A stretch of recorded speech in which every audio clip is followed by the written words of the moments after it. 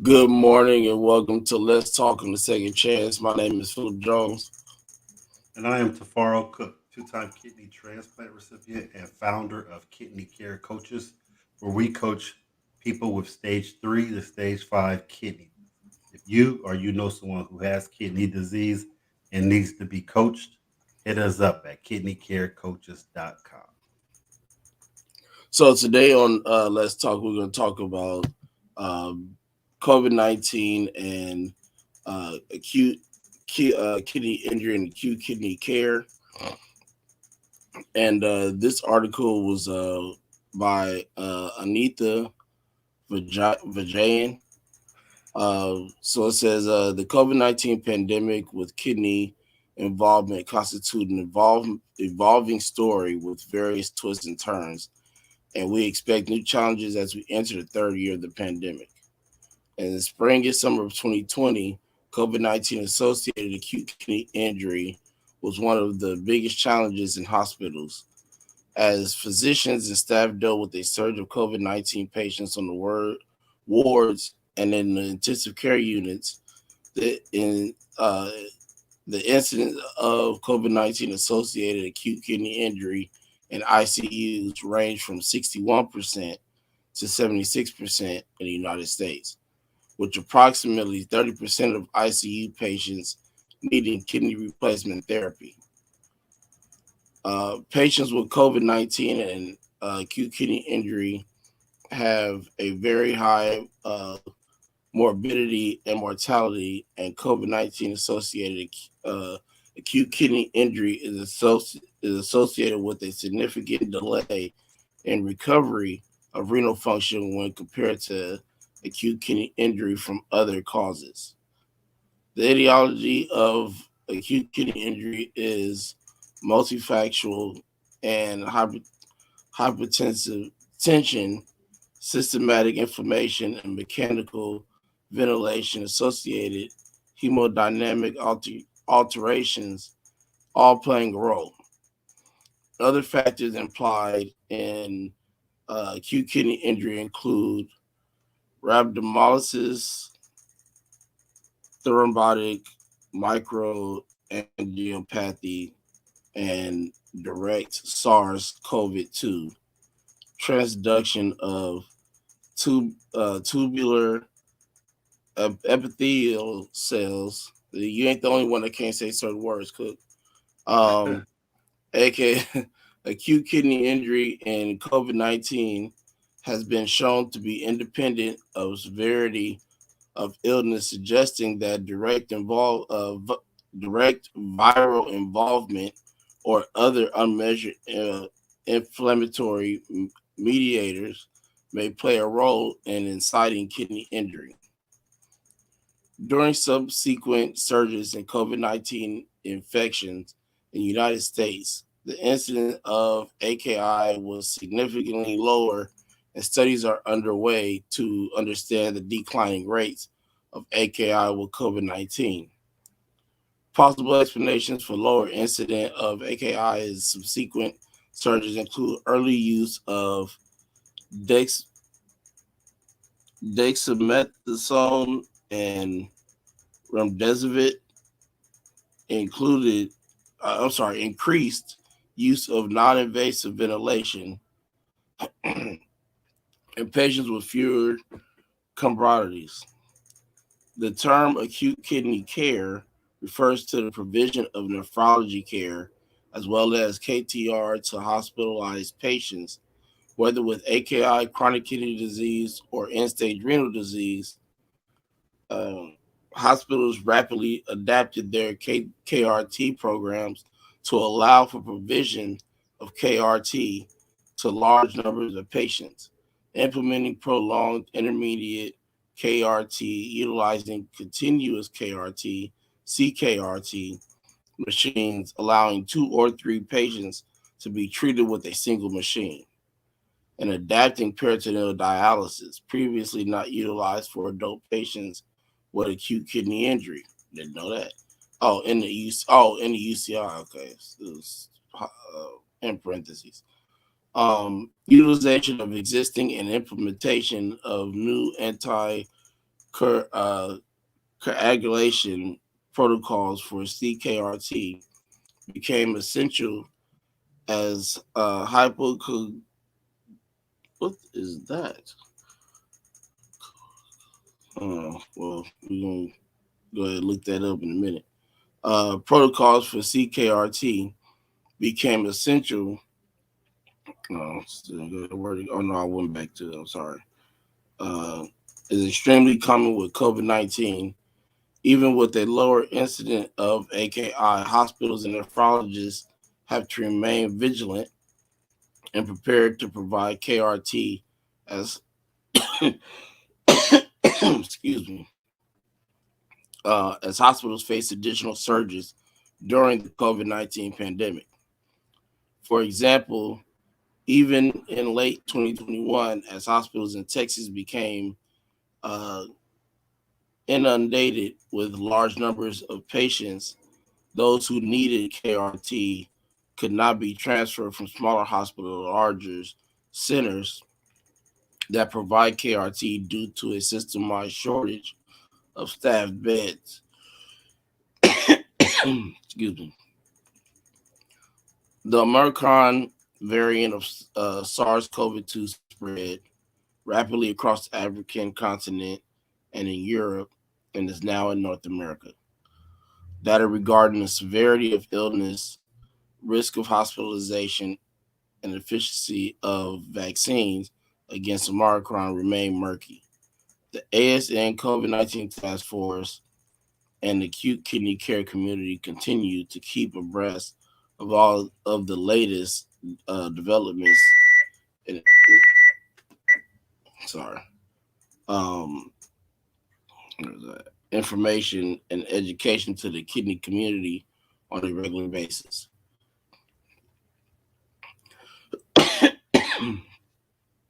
We strongly recommend that nephrology directors of inpatient services support disaster and planning committees and lead the way to advocate for adequate staffing and resources for inpatient kidney care. Nephrology leadership must anticipate the need for a KRT as we head into 2022 and ensure that adequate personnel, equipment, and supplies are available to provide the kidney care for every patient who will benefit from nephrology services and KRT. So, what's your thoughts on that, Mr. Cook? Excuse me. Big, big. This is what we've been talking about already. Mhm. This is acute kidney care. This means somebody might have came in with another modality as far as like diabetes, high blood pressure, and all of a sudden has COVID. And the first thing they're seeing is them being affected with their kidneys, and that's what they're talking about right here, where um, people are coming in with a situation, and then their kidneys are getting affected. And this, and we're talking about acute care. Acute is not like chronic or end stage, and that's what they talked about. So, other Right, words, we're seeing a 30% increase, is what this is saying. And with the SARS going rapidly across African and European continents, this is big, man. This is big.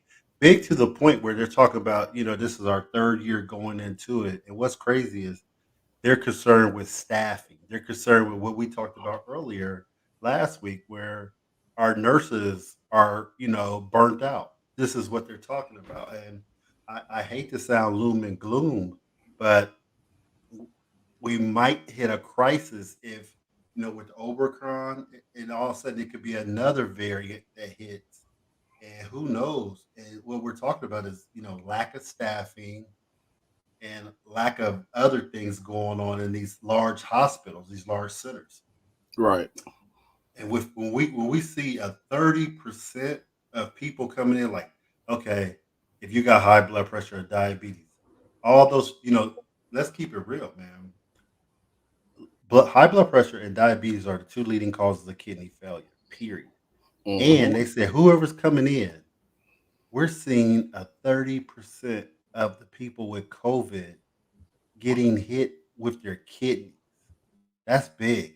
So I don't know if you remember when 2019, as soon as it hit in 2019, the end of 2019, 2020, when it hit, what happened was all the big major players who built dialysis machines and stuff went into overdrive building portable dialysis machines because people were losing kidney function. And that was the challenge. And I believe this is what this is talking about too. And going into our third year, that if we get hit again, we can see a lot of people going into acute kidney failure, which is a challenge.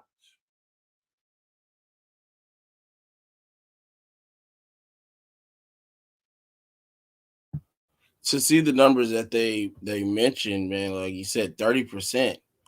The overall numbers went from, I believe it said what, 60. So let me see if I can go back and catch it. It said the incidence of COVID-19 associated with AKI in ICU ranges from 61 to 71% in the United States. That's high. That's high as hell. And Right, then check this out. exactly. And it said approximately 30% of ICU patients needing kidney replacement therapy. That means dialysis. That's what that Right. means. That means either a kidney transplant. 30%? Wow. That's a lot, man. I'm That's telling you. that's a whole lot, So when we're and so go ahead. go Go ahead. ahead. No, no, you good. I was just gonna say, and then I'll let you speak. But we're talking about 61 to 76% people got hit with COVID. The people who got COVID, 61 to 76% got hit and had something. Well, had something affect their kidneys, and 30% had to either go on dialysis or lost their kidney function. Wow, That's that's what just this a is that's saying. a big number of a big number. Big number of a big number, right? Right. You go in with COVID and all of a sudden you lose your kidney function. Right. I know people who've had that. I've seen it. So Probably went in, was very independent, doing, probably, had your own business doing things, and then 3, 4 months later, you got to go and, excuse me, dialysis 3 times a week, or, doing dialysis at home. Now, it's a little bit easier to transition uh, into home, yeah, dialysis home. at home, Hmm. because it's basically, during the day, you still have your regular life. You just need to, make sure you can get home to be on dialysis. So I think that transition is a little easier than uh, than some people. And the reason why I note that is because um, when some people lose that function, they don't have the time to let you know the catheter heal and your peritoneum and stuff like Not for that. They need it PD. right No, they now. ain't got time for that. You Yeah, got they to don't have you time got to for have that. emergency surgery is what I mean. I'm sorry, Right, emergency dialysis is what we're talking about. That's right. other words. We're talking about people crashing into dialysis, which is major. Check this out, though. One thing this article also said was, which kind of shocked me, was I'm just going to read it right here. It said suggesting that the direct viral involvement or other unmeasured inflammatory mediators may play a role in inciting kidney injury. So these other things playing these roles, again, what they're talking about is a high blood pressure, a diabetes, if your kidney function is at a stage 3B, things like that. Because a lot of times people with stage 3B are walking around and have no clue whatsoever. They're just living their life. They don't even know they're in kidney, some sort of kidney disease, some stage. So with Right. that being said, that's what we're talking about. So they have a kidney injury, uh, and all of a sudden go in there and their kidneys are getting attacked. That happened to one of my best friends, a niece. She went in, she went in, got COVID, and she had to do acute dialysis for like 3 months. She And went this she went in because of COVID, or went in and got went COVID. went in because of COVID Oh, and okay. had to do acute kidney dialysis for 3 months. This is another modality right here that people aren't saying anything about. And I researched this. If you're obese, the the COVID-19 is the disease itself. The molecules are laying in the fat and attacking obese people, and that's why another reason why you should be doing something trying to get the fat off your body because it's like it fat. It's like, oh, we're the fat. We got our population is overweight. Let's keep it real. So that might be another challenge why we're seeing this in America now, where people are getting attacked with COVID because it likes fat. It's sitting in the fat cells. It's sitting there Hmm. doing this thing, and we got nothing but a lot of overweight people in in American society. So I wonder. Now, this is a good question. What you think about this? Where over in China, you don't see a lot of obese people, opposed to America. What was the percentage of obese people is this in this country, opposed to the obese or who got COVID, opposed to other countries who aren't obese countries? I wonder how Well, that what that number is. the difference between uh, us in America and then in China, in Japan, stuff like that is number one, they cook out there consistently. Like that's where most of their food comes from, gardens and stuff like that. Like actually preparing meals at home. They're always eating stuff like rice and certain vegetables and their seafood and stuff like that. Yep, Grilled Mediterranean or diet, grilled or uncooked, either way, they still eating it. Um, Out here, fast food. five We out of fast six, food right. country.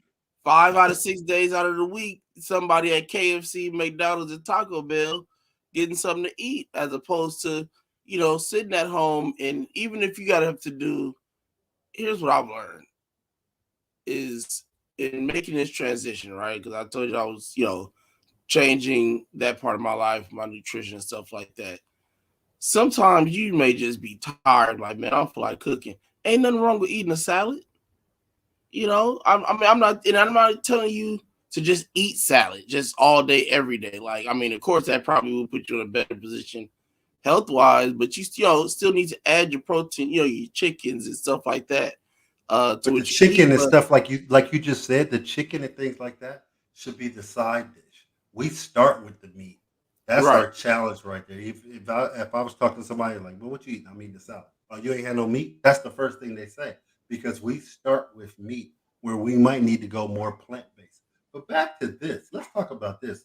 This is what this article said. It said we strongly recommend that nephrology directors of inpatient services support disaster and planning committees and lead the way to advocates for adequate staffing and resources for inpatient kidney care.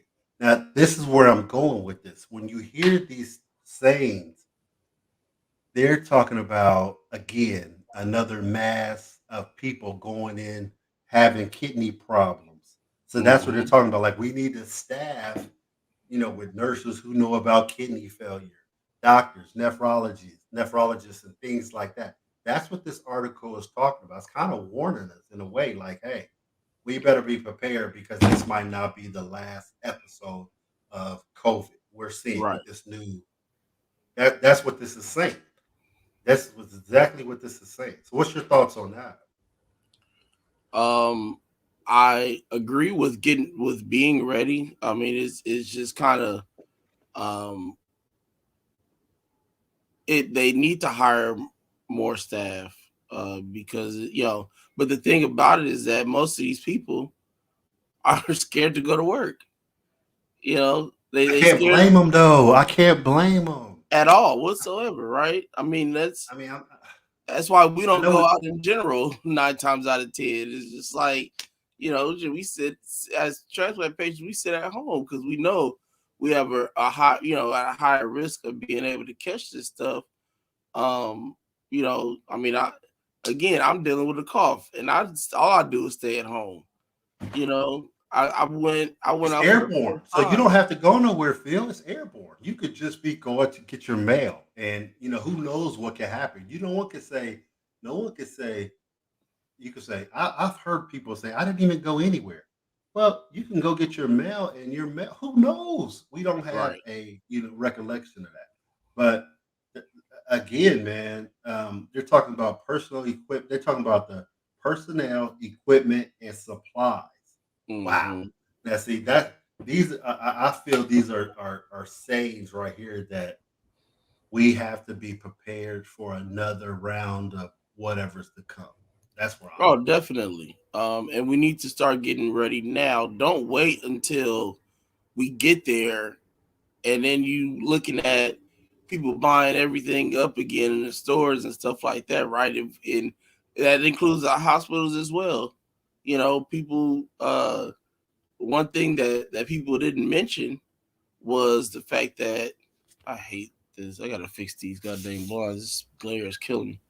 Um, is that not only were people going in stores buying up food and toilet paper and water, but they were also in there buying up medicine and stuff like that, right? Like cough medicine Mhm, and mhm, allergy mhm. medication and stuff like that. And I'm like, why not put yourself in a position now to be ready if it comes, if it comes full force again like it did, right? I Right. think the transition from the start of COVID into this recent variant is a lot different, and even Delta is a lot different because they didn't panic like they did originally, of course, until they started going out again and seeing how many people were getting sick. Do you know what I think we had this conversation before, but right after uh like holiday time, Thanksgiving and Christmas, and right after New Year's, it was a billion people at like every outdoor stand of getting tested for COVID. I'm like, Mhm. all you have to do was stay home, or have if you or have a smaller gathering than what you did, and y'all think like you Well, said it's airborne. So even if you outside, that ain't gonna matter because y'all know, especially if it's a family event, you're gonna be in people each other's face, playing dominoes, cards, watching movies, whatever. So it's just my whole thing is this when it comes to that, right? Is be prepared. Let's put our people in the right situation to be able to fight this thing and be able to survive. Then instead of panicking when something else comes up. So that's this that's this is this is this is what you just said right here, and this is what this article said. This article said the same thing you just hit on, man. It said hospitals face additional surge during the COVID-19 pandemic. It says also in this little article, it says, for example, even in the late 2021, as hospitals in Texas became inundated with large numbers of patients, those who needed KRT could not be transferred from smaller hospitals to larger centers that provide KRT due to system wide shortages and staffed beds. Man, that's I'm telling you, this is almost like this kind of reminds me of World War I, where all of a sudden we didn't have enough staff to help the soldiers. You know what I mean? mhm. Like, and then the nurses. We never even had a pandemic where the nurses and the help is getting frustrated. Wow, that's crazy. Where everybody is acceptable to this man. Yeah. I remember when I ended up having to go in for something emergency room, right? This is just to touch on a line you just said, having enough staff to be able. What that means is, for people who don't really kind of understand what that means, is basically having enough nurses to care for because if you've ever really been in the hospital, then 9 times out of 10 the ratio for nurses are like 3 or 4 patients to one nurse, right? So, Sometimes 4 to 6. well, yeah, and I mean now, yeah, they probably have up. I've never seen 6 to 1 Well, you're right. I nurse never seen before, that, but but I've um, seen 4. yeah, for sure it's 3 to 4. I know that for a fact. And so when I went in, I remember it took for it was like one of the one times that I went in the emergency room where it took forever for me to get in there to be seen, right? And I went in there, I had all kinds of stuff going on, chest pain, headaches, this, that, and the other. And it took about a good 2 hours or more for me to get called to go in. And it was nobody there, right? Like it was nobody like in front of my when I got in there, it was the waiting room was empty, right? So I'm like, Hmm. oh, cool. I should be I've been in there. I've gotten in there times where it's a billion people in there ahead of me, and I still go in before some people, right? And so what happened was, I remember when they called me back there finally, I got in there and I saw these all these empty rooms, and I'm like, why did it take 18 years for you to call me, and it ain't really nobody here? That's because they didn't have the staff to call me in there to be able to add me to somebody's list or amount of patients that they have, and that's Yeah, what why would they? you know Yeah, why would they have you? Yeah, why would they have you sitting in there? Because the worst thing in the world, okay, you sit in the bed, but ain't nobody around. You be like this. right. I've been in situations like that. One time when I got peritonitis, I had to sit on the gurney out in the emergency room for 6 hours. You know, and that's crazy. But going back to this again, it said, this article you just read said, I'm gonna quote this right here. It says. Implementing prolonged implementing prolonged intermitting KRT, utilizing continuous KRT machines, allowing 2 to 3 patients to be treated with a single machine. You heard that, didn't you?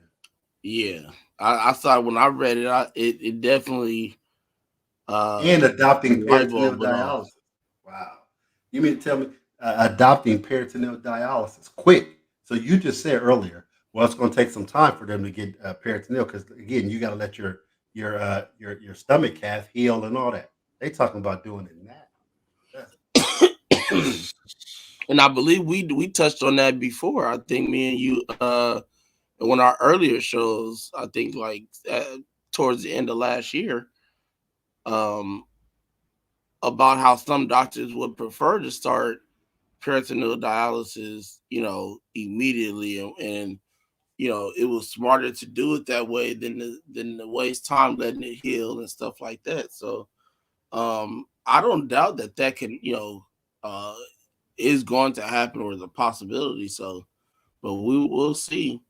I hope for a yeah, lot of these patients say that it can happen that way. For them to go straight into it. From the very beginning instead of having to wait all this time because I think they got the wait time of like 4 weeks. Currently, before you start doing peritoneal dialysis on on the cycler, and I know manual is a little bit earlier because it's a different manual is a little process. bit earlier, right? Because Um, the cycler is a cycler is a little bit more aggressive than manual, so mm, you're right about that. The pull is a little bit harder, so you're right about that. But great article. Glad you found that.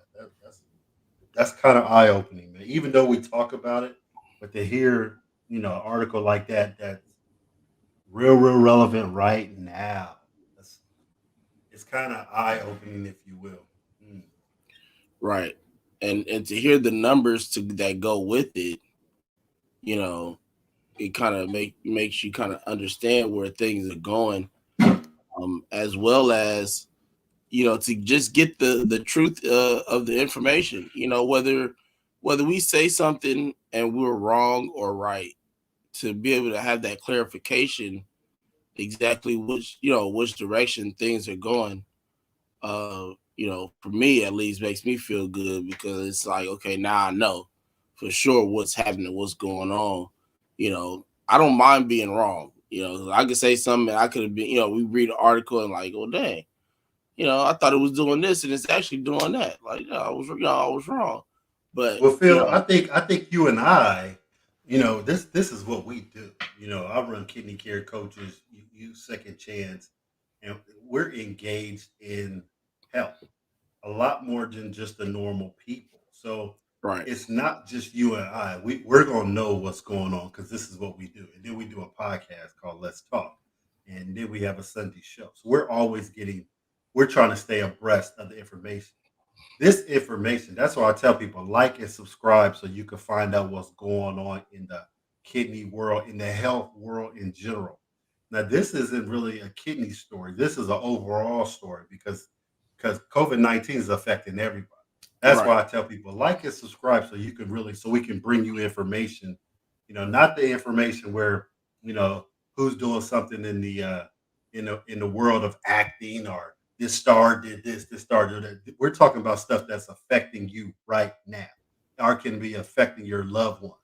Not somebody, and I'm not disrespecting anybody else, but we're talking about stuff that's going to affect your health and you need to be aware. That's why it's so important that you like and subscribe to this show because this is going to keep you abreast of what's going on out here. That's why I'm really, really passionate about that.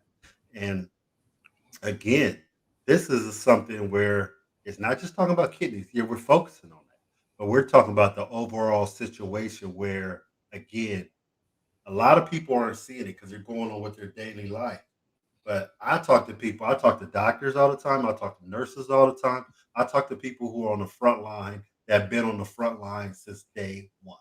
And they're saying, man, we don't have enough staff. Man, we don't have enough beds. This article just told you we don't even have enough ventilators. We're trying to put three people on one ventilator. These things are real and these things are happening right now. definitely.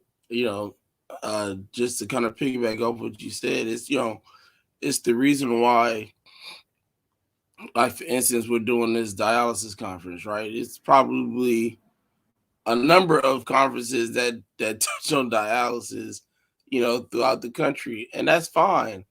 But I think the thing is that everybody brings their own thing to doing these types of things, and so. But the one thing you won't be able to see that I know for sure comes from us is that the people who are running our conferences are all patients. Myself, Or Mr. have Phil, been. right? Jonathan Traylor. We're all recipients, have been recipients, or on dialysis at one point. And so it's coming straight from the experience side, right? It's not just all you know open page such and such in your medical books and stuff like that, right? It's We it's learned on the fly, didn't we? We right. learned on the fly, dog. We learned on the fly over a number of years. Between the three of us, we got almost 60 years of experience Word in up. kidney Word up. care, and transplant care in general. Yeah. So Yeah. you might have some teams that have a recipient on a team that's helping and do things, but not the whole team. The three of us that are putting these things together are literally all patients. So I it got blood drawn today, okay? I'm that'd doing a be 24-hour, creatinine clearance, GFR clearance as we speak right now. that, and that Your but your hold on. Your dialysis machine just went off it, while we're doing a podcast. So mhm, so it doesn't right, get no deeper. It doesn't get if we ain't on the trenches, if we ain't on the front line of kidney stuff, I don't know who is. I don't know who is, bro. yeah. Let's just keep it And 100. it's not just kidney stuff, but like you said Right. before, it's your health care in general, right? Yeah.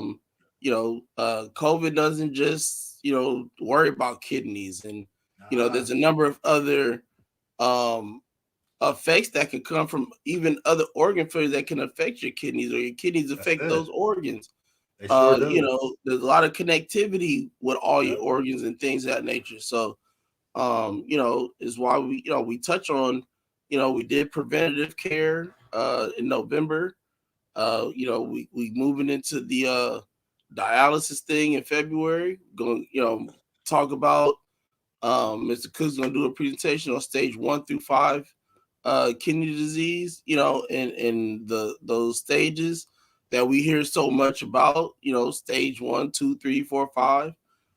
So we can get that information to you as well. And the other thing, the reason why I want to, start with Let's Talk is because there's a lot of things out there that need to be talked about and be seen from a different perspective. It doesn't all need to True. just come from the physician's point of view. A lot of this stuff needs to come from patients as well, and that's what Right. we can provide is that information from the patients. A lot of people you watch, interviews and stuff like that of physician and patients. We need to be the interaction from patient to patient. So that's another thing that we can, definitely give you. So like Ms. Cook said, man, like, subscribe, definitely share. If you have subscribed or are going to subscribe, share the channel with somebody else. And we would also suggest not just sharing it with somebody that with kidney disease or organ failure. Share it with somebody who doesn't, because we want to be preventative as well. It's That's it. not just about helping the people who have it. It's about trying to keep the people who don't have it out of this circle. We don't need to see the numbers keep going up. We want to see them go down. So, we definitely want to stay on the preventative side as well, educational. We're not saying that education doesn't matter, because it does. You know, Education and coaching. And coaching means to keep an accountability, keep you accountable so you can do things the right way, and not just, okay, I know the information. Hell with just knowing the information. Let's act on the information. let's use Take the massive information. action. That's what Use coaches it. is for, That's is to it. put you Let's in the use it. position. And there go the machine again. Is to put you in a position to be able to use the education that you have and That's use right. it the right way, not That's just it. have the knowledge sitting in your head and not know how to apply it to your life. So that's what we also can bring as patients, is because we know the same information that you're going to have to learn. We probably have already used most of this stuff in different ways. So definitely, again, man, like, comment, subscribe. Again, outside of subscribing, comment, please comment. We want to hear from you. We want to hear your questions. We've touched on this before. If you ask us a question that we may not know right then, within the next day or two, we'll find an answer for you. Whether we got to bring somebody on to explain it, or we can find get the information ourselves and explain it for you. Within the next day or two, we'll come back and say, hey, and we try to address everything that we can, in a timely manner. Sometimes we miss some comments throughout the show because we're in the show. So but definitely drop those comments, subscribe, like, share. If you've already subscribed or you joined the show before, we appreciate your love and your support. We ask that you keep supporting with a second chance of kidney care coaches. Hope with Jonathan Trailer. And we'll I, one thing I've been thinking about, Ms. Cook, real quick, and we off. Um, a show to be able to acknowledge certain people in the kidney transplant world, organ transplant world, and stuff like that. I think would be a good show. Like I said, Bella, uh, with Bella's Hope for Healing, and Jonathan Trailer, and the Brown Brothers and stuff like that. So it's a list of us that work together to bring the content that we could bring. I'm sure you've seen us on a number of different other shows from different directions. So me and Mr. Cook could have been on somebody's show, somebody could have been on ours. So we just trying to make a difference in the That's it. world, trying to change lives and save lives, like I say. So again, appreciate your love, your support. Mr. Cook, I'll see you on Sunday. And we will see you all Sunday morning.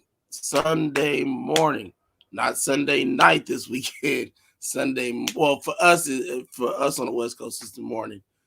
It'll be afternoon time on the East Coast. It'll be 6 o'clock on the UK time. So 10 a.m. Pacific, 1 p.m. Eastern, 6 o'clock in the UK.